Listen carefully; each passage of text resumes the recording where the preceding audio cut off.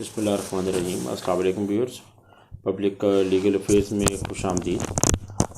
आज मैं circumstantial evidence पे बात करूँगा और जो केसेस ऑफ सर्कमस्टांशियल एविडेंस क्या होते हैं, और क्योंकि मैं ज़्यादा इस पे फोकस क्रिमिनल लॉ पे रखता हूँ तो मैं इसको क्रिमिनल लॉ के हिसाब से थोड़ा सा ब्रीफ करूँगा।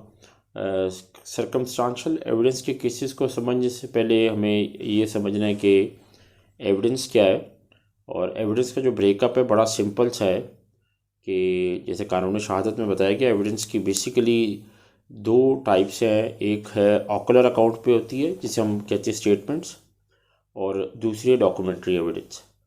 जब हम ऑकुलर अकाउंट में या हम जिसको स्टेटमेंट बोलते हैं तो उसमें आर्टिकल 71 में बड़ा कैटेगरिकली मेंशन है कि एविडेंस जो स्टेटमेंट दी जाए, oral statement must be direct.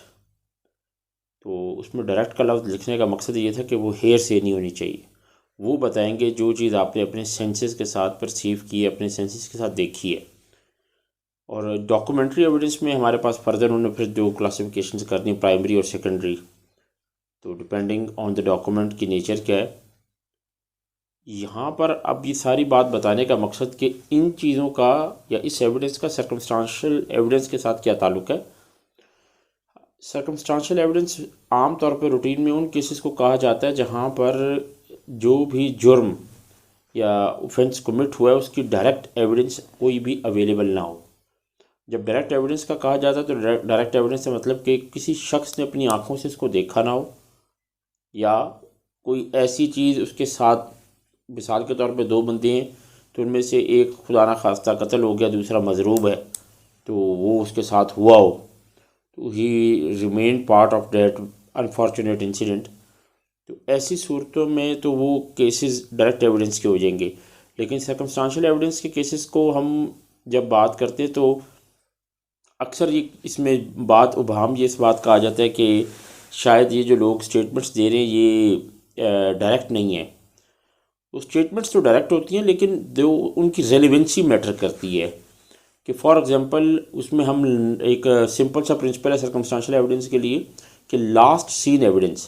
तो लास्ट सीन एविडेंस से मतलब कि खुदा न खास्ता अगर किसी शख्स की सुबह 11 बजे डेथ हुई है तो 11 बजे से पहले अगर एक उसका कोई दोस्त या जानने वाला कहता है कि मैंने इसको 10:30 बजे फ़लाँ जगह से गुजरते हुए देखा, फ़लाँ की कंपनी में, साथ वो शख्स भी था, ये लास्ट सीन एविडेंस है।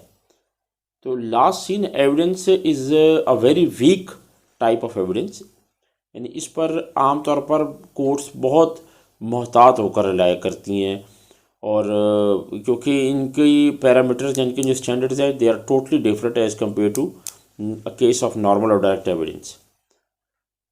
सर्कमस्टांशियल एविडेंस से जो नेक्स्ट चीज़ आ जाती है डेट इज़ कि वो जिस किस्म की एविडेंस आ रही है वो एविडेंस तो डायरेक्ट होगी, उसकी एप्रिसिएशन कोर्ट कैसे कर रही है। क्योंकि एक है एडमिसिबिलिटी ऑफ एविडेंस, दूसरी चीज़ है एप्रिसिएशन ऑफ एविडेंस। इन दोनों चीज़ों में डिफरेंस है। हमने इसी बात पर पूरे का पूरा ट्रायल लेकर चलना होता है, और ऑनरेबल कोर्ट्स भी इन्हीं चीज़ों को सामने रखती हैं while exercising the discretion in deciding the cases कि अगर कोई एविडेंस, पीस ऑफ एविडेंस आया है तो उस एविडेंस की जो क्वालिटी क्या है, उसको किस हद तक अप्रिशिएट किया जा सकता है, और जजमेंट में कितना उनको रिफ्लेक्ट करना है, और उसका कितना फ़ायदा या नुकसान प्रोसिक्यूशन को या एक्यूज साइड को देना चाहिए। तो ये एक सिंपल सा ब्रीफ है जो कि which is relevant to circumstantial evidence. Thank you.